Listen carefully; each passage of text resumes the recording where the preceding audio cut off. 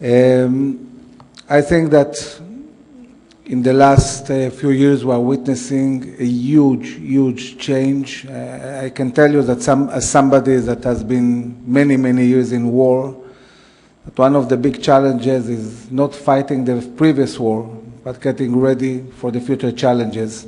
And the world is changing very fast. I can tell you that since the Russian-Ukrainian war, after the West imposed, and rightly so, harsh sanctions on Russia and also China and Iran, we've seen a dynamic where the East is getting closer and closer together, adapting itself to the sanctions, and we witnessed in the last year the emergence of a Russian, Iranian, Chinese bloc in the Middle East, but not only in the Middle East, that is challenging the West. And the East, when it looks at the West, they know that the West is much more powerful, talking about military capabilities. But they see the West only willing to impose sanctions. They feel that they can overcome these sanctions. Today, the economies of the East are very big, and they are able to trade among themselves and bypass most of the sanctions. And they say to themselves, if we can cope with sanctions, and the West has zero willingness to use power, we can basically do whatever we want. And the world today is not stable. We see this bloc challenging in the Pacific, in Europe, in the Middle East, in North Africa. And the question is, what do we do about that? Talking about Iran, when the West and even Russia were fighting radical Sunni Islamism, ISIS and Al-Qaeda, Iran, in a way, was an asset, because Iran as Shias were fighting ISIS and Al-Qaeda also. But now that ISIS and Al-Qaeda have been defeated, in this vacuum that has been created in the Middle East, Iran is moving very fast and building a lot of capabilities. They have more than 100,000 militias in Iraq. They built 2 divisions in Syria. They weaponized Hezbollah to such an extent that Hezbollah is a terror organization, but it's an army bigger than any army in Europe. They are weaponizing Hamas and Palestinian Islamic Jihad. But it doesn't end only in the Middle East. You know that Morocco did a peace agreement with Israel, and Morocco is the first country, Arab country, to sign a military MOU with Israel. When I asked a very prominent Moroccan official, why did you sign a military MOU with Israel? He said, what do you mean why? Hezbollah is weaponizing Polisario, the organization fighting Morocco in West Sahara. Iran is weaponizing Algeria. So Iran is very active even in North Africa. And why? Because Iran has a very big vision. For example, Iran wants to control all the main strains through which global trade is done. They want to control Hormuz. They are operating in Yemen because they want to control Bab el-Mandeb. And the reason why they are so involved in Morocco is Gibraltar. This is how big they think. And they know that if they achieve military nuclear capabilities, they will basically be able to do whatever they want, and nobody will harm them. They will be safe behind these capabilities that they are building. So we cannot allow Iran to become nuclear. This is a threat not only to Israel and the Middle East, it's a threat, it's a global threat, and it's certainly a threat to Europe, taking in account that the Iranians are building long-range missiles that will be able to cover most of Europe and will be a threat also to Italy. Now we are entering a very delicate period of time. If we don't do anything looking at this emerging bloc and the way Iran is operating, I can assess that in the next year or two things can happen which can be pretty devastating, not only for the Middle East, but for the whole globe. One is that Israel will find itself in a situation where it has no choice but to retaliate and attack Iranian nuclear installations. If we do it alone, this will create a regional war. And regional war is not just a problem of Israel. Regional war will bring a recession to all the globe. It will make oil prices go very high. It will affect trading routes, but will also do something that Italy is very worried about. It will bring huge migration from the Middle East to Europe, like we saw in 2015. But another scenario is that because Iran is so emboldened and they feel so strong, they are contemplating, not waiting for an Israeli attack, they are contemplating under the umbrella of China and Russia to initiate an attack themselves, and the result will be the same. So what is happening now, it's not similar to anything we saw in the last 20 years. And the question is, what do we do? Because I didn't come here to speak only about problems, and I want to talk about solutions. And what we need to do, if we want to stabilize the Middle East and North Africa, if we want to really stop migration to Italy, if we want to stop Iran expansion all over the place, we need to build a strong Western, Israeli, and moderate Sunni countries alliance. And this alliance needs to be built by pushing for the peace agreement between Israel and Saudi Arabia. Saudi Arabia, a country that in the past made a lot of problems, and we heard the talk about radical Sunnis, Wahhabism, all of that. Saudi Arabia was very involved in these things, but Saudi Arabia changed course.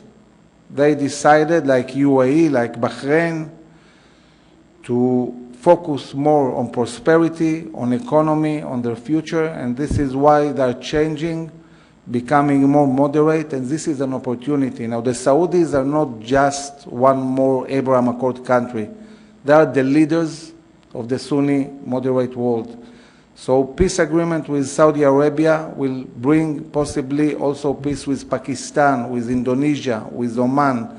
It will stabilize the Middle East, and it will enable to build a coalition that it needs to be willing to pose a credible military threat on the nuclear program of Iran. The only way to stop Iran is not appeasement. You cannot appease the Iranian regime. It's being strong and being willing to put a credible military threat by building a coalition, an American, Israeli, Sunni coalition backed up by Europe with sanctions and a snapback from the nuclear deal. This is what we need to do. Now, this will affect also our ability to impact what is going on with Russia and Ukraine. Russia is very dependent on Iranian capabilities. If we are able to take Iran out of the equation, this will affect Russia's ability to fight in Ukraine. If the US will show leadership and be strong on Iran, this will change Israeli policy. Israel will be willing to be much more active helping Ukraine. Today we are very careful because we are taking in consideration also the Russians that are on our border in Syria, but a change in the American policy can impact that. Now, when you talk to the US and even Europe, say, you know, we have big challenges. We have China, we have Russia. Why focus on Iran? And the answer is very simple. Challenging directly China or challenging directly Russia, it's very hard and it's not advisable. In this bloc, the weak link is Iran. And the West needs to decide it needs to be strong somewhere. It needs to show willingness to use power somewhere. The best place to do it is in the Middle East because Iran is the weak link, and because this will bring a huge peace agreement and will build an alliance that can attract all the Sunni world. Because today, Libya, Tunisia, countries that you are very involved in and worried about, they are contemplating joining the Russian-Chinese-Iranian front. Why? Because the West is not united, it's not proactive, it's not strong as it should be. And when they look at the West, they say, you know, maybe we should join the Chinese. They look more serious. We need to build an alternative.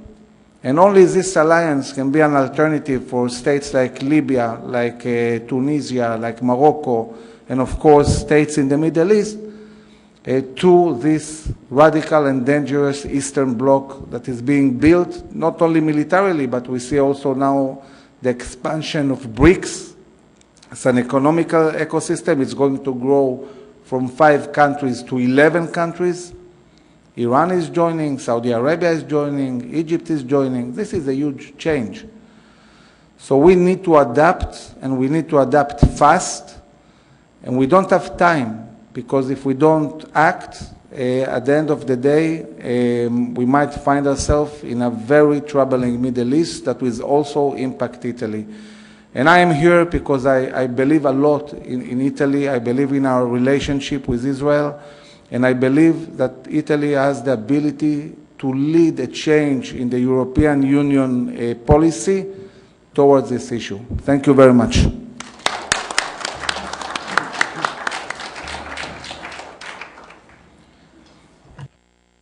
Salutiamo il generale Avivi che deve andare via e lo ringraziamo e soprattutto speriamo di averlo ospite qui in un'altra occasione per vedere se e quale evoluzione c'è stato dello scenario o degli scenari che ci ha descritto.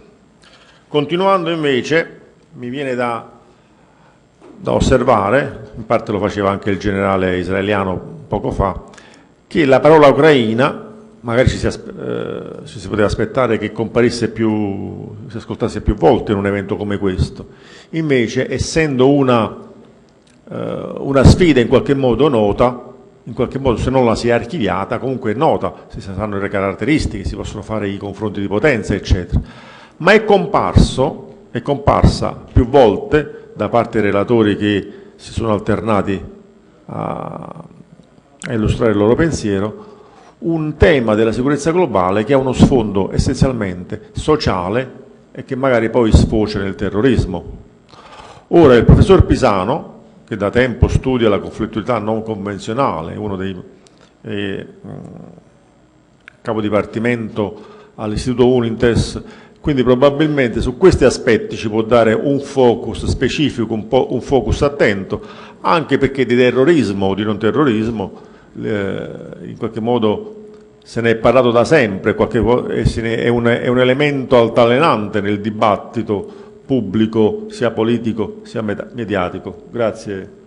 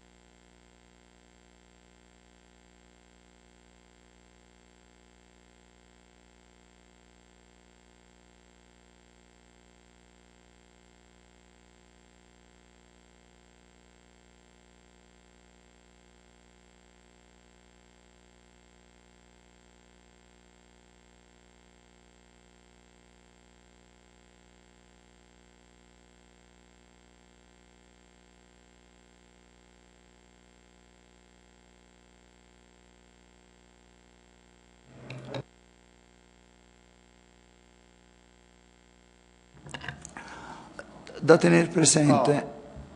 Ah, il miracolo finalmente, anche la mia voce sembra migliore. Grazie. No, grazie che mi ha dato l'indicazione. Con particolare riferimento al terrorismo, teniamo presente che il terrorismo può fungere come strumento in ognuno degli stadi nello spettro potenzialmente progressivo della conflittualità non convenzionale. E delle due tipologie, conflittualità non convenzionale a livello di semplici manifestazioni e conflittualità non convenzionale a livello di manifestazioni che contemporaneamente sono stadi, è la seconda tipologia, la seconda categoria che è da considerarsi la più grave.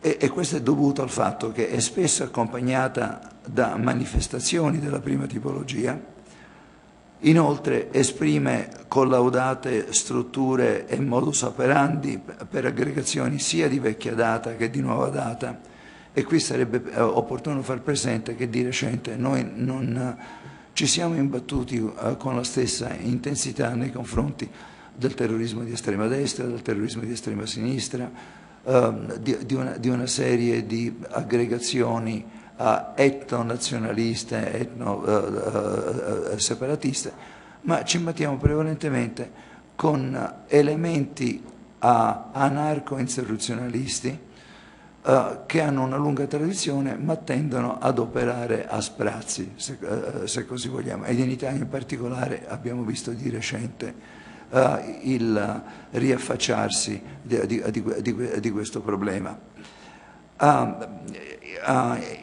In contemporanea vi sono una serie di aggregazioni che non sono facilmente qualificabili in una categoria ideologica in quanto mirano a fini specifici. L'ambiente, come viene da loro interpretato, l'antimilitarismo, spesso presentato sotto forma di pacifismo, e tutta un'altra serie di situazioni. Credo che siamo tutti quanti in condizione di riconoscere sigle tipo no mules, no nukes, no TAP, no TAV e così via. Di recente ci siamo imbattuti. Sì, mi dicono che devo accelerare. Quindi tutte queste nuove manifestazioni possono usufruire di quanto già fa parte delle strutture e dinamiche che sono state adottate e quindi collaudate. E infine la seconda tipologia della